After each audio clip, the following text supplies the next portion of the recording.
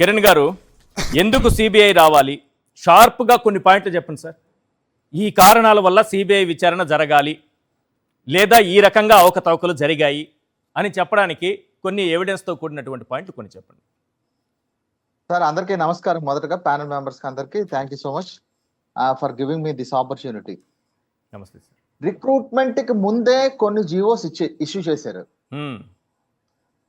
Recruitment తర్వాత ఆ జియోస్ ని క్యాన్సిల్ చేశారు.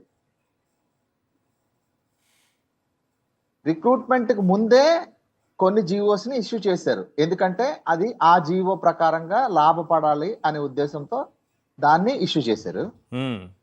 అలాగే రిక్రూట్మెంట్ అయిపోయిన తర్వాత వాటిని క్లోజ్ చేశారు. అయిందండి. ఇకపోతే చరిత్రలో ఎన్నడూ లేని విధంగా హైయెస్ట్ మార్క్స్ వచ్చాయి ఈ డిఎస్సిలో. ఇప్పటి వరకు జరిగిన హైయెస్ట్ ఏ డిఎస్సిలు కూడా ఇన్ని హైయెస్ట్ మార్క్స్, ఇన్ని హైయెస్ట్ కట్ ఆఫ్ మార్క్స్ ఎక్కడ కూడా ఎప్పుడు కూడా రాలేదు. కావాలంటే పాత చరిత్ర అంతా తిరగేసుకోండి. ఓకే, అంటే ఈ బ్యాచ్ వాళ్ళు మాత్రమే తెలివైన వాళ్ళ, లేకపోతే పాత వాళ్ళు ఎవరు తెలివేదాటలు లేదా, నాకు అర్థం కాలేదు ఒకటి. ఇకపోతే ఏదైతే ఇప్పుడు మనం మాట్లాడుకున్నామో హైయెస్ట్ వచ్చినాయి అని చెప్పి మాట్లాడుకున్నాము. అవును, ఉన్న జీవోల్ని ఇష్యూ చేశారు, లేని జీవోల్ని ఇష్యూ చేశారు, ఉన్న జీవోల్ని మిస్యూజ్ చేశారు. అందులో భాగంగానే జీవో నెంబర్ 77. ఓకే, ఒకసారి ముఖ్యమంత్రి గారు మాట్లాడుతున్నప్పుడు ఒకసారి మాట్లాడారు. నారా చంద్రబాబు నాయుడు గారు మాట్లాడుతూ ఎస్సీ కులాల్లో ఎవడైనా పుట్టాలనుకుంటాడా అని అన్నారు. అవును, అది మీరు అందరూ విన్నారో లేదో నాకు తెలీదు, నేను విన్నాను, గుర్తుంది. దాన్ని సేమ్ ఇప్పుడు పాటించారు. ఈ జీవో నెంబర్ 77 ఏం చేశారంటే, ఏదైతే రాజ్యాంగ ప్రకారం రాజ్యాంగబద్ధంగా ఎస్సీ ఎస్టీ బీసీ కులాల వారికి మైనారిటీస్ కి ఏదైతే రిజర్వేషన్ ఇచ్చిందో ఆ రిజర్వేషన్ ని ఇప్పుడు ఫర్ ఎగ్జాంపుల్ ఎస్సీకి 15% ఇచ్చింది.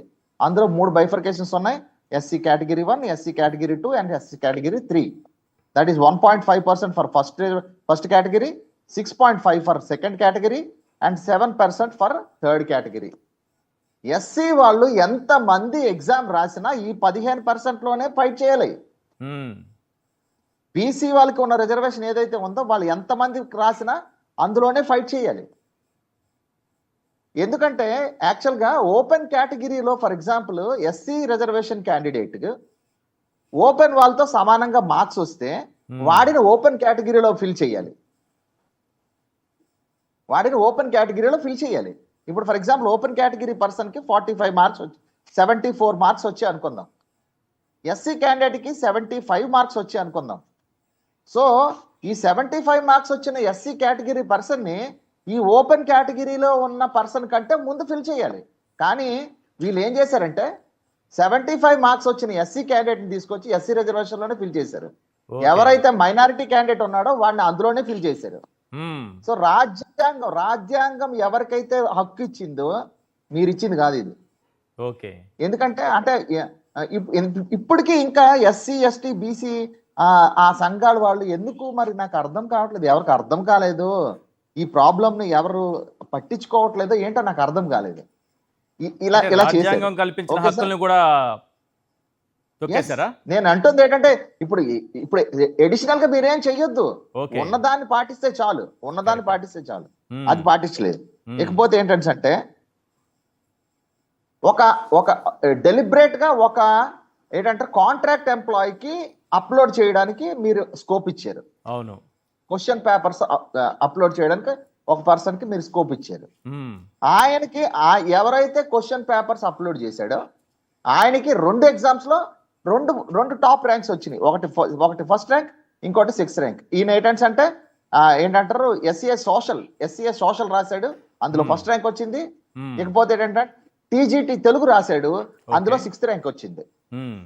Okay sir.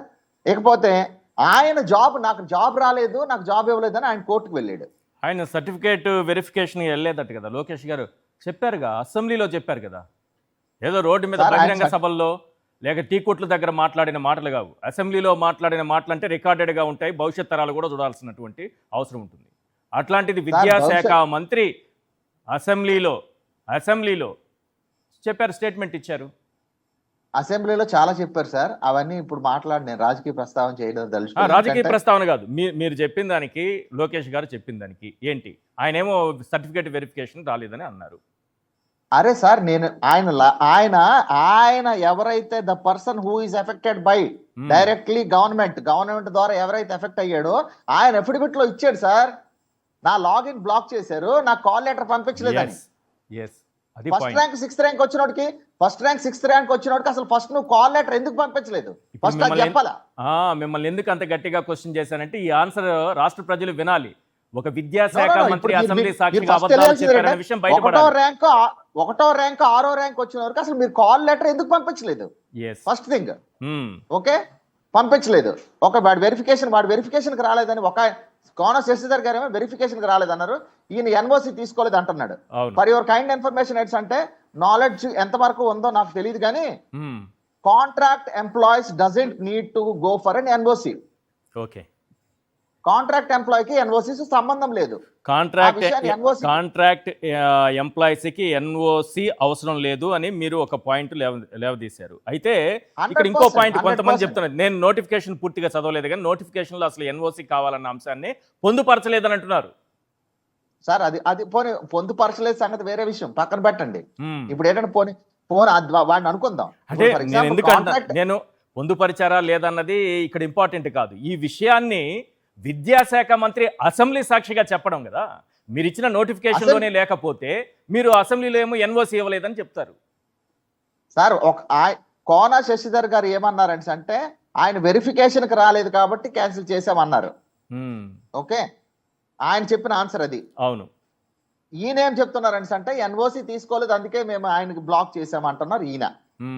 వీళ్ళందరూ కరెక్ట్ గా మ్యాచ్ చేసుకొని ప్రిపేర్ అవ్వలేదు. ఓకే, ఎందుకంటే మిగతా వాటిల్లో ప్రిపేర్ అయినట్టు ఈ విషయాలు ప్రిపేర్ అవ్వలేదు. అందుకాబట్టే ఇక్కడ ఏంటంటే అంటారు బై మిస్టేక్ ఏంటంటే కాంట్రవర్షియల్ స్టేట్మెంట్స్ వచ్చినాయి. ఇక్కడ రెండు స్టేట్మెంట్స్ వచ్చినాయి. విషయం ఏంటంటే అంటే ఇంకొకటి ఏంటంటే ఏదైతే ఈ పర్సన్ ఎవరైతే ఉన్నాడో ఇంకొకటి ఏంటంటే ఈ మధ్య కాలంలో తెలుస్తున్న విషయాలు ఏంటంటే SAPE పేపర్ కి సంబంధించిన 120 బిట్లు 3 లక్షలకు అమ్మారంట.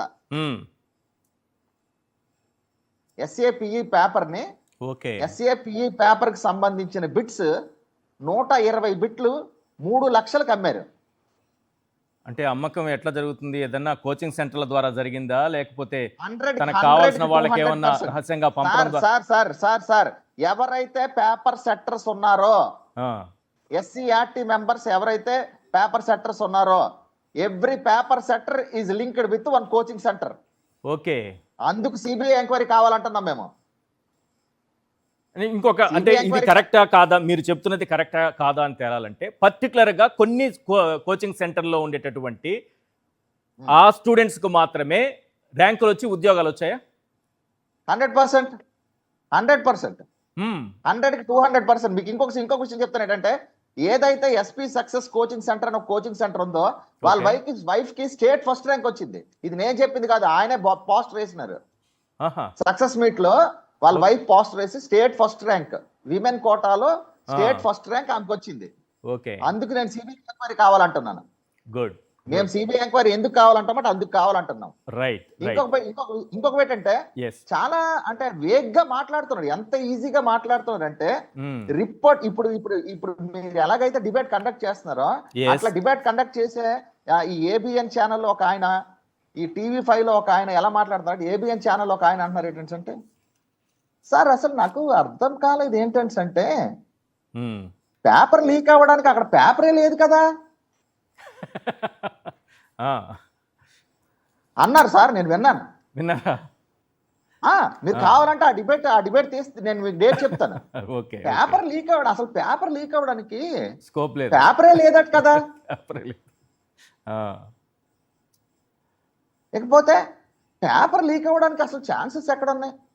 ఓకే, నీట్ పేపర్ ఎట్లా లీక్ అయింది సార్?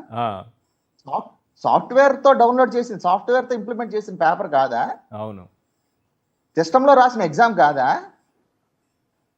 వాళ్ళకి అంత తెలివితేటలుంటే అట్లాంటి ఛానల్కి ఎందుకు వెళ్తారులేండి, అక్కడే కూర్చోగలరు వాళ్ళు, ఆ ఛానల్లోనే కూర్చోగలరు. కాదు సార్, అంటే ఇంకొకటి ఏంటంటే ఇంకొక ఇంకొక టీచర్ మేడం గారు, టీచర్ అట ఆవిడ మేడం, ఆవిడ టీచర్ అని ఆ రిపోర్టర్ గారు సంబోధిస్తే గానీ నాకు ఆ డిబేట్ కండక్ట్ చేసిన ఆయన చెప్తే గానీ ఆవిడ టీచర్ అని నాకు తెలియదు. ఆవిడ టీచర్ అంట.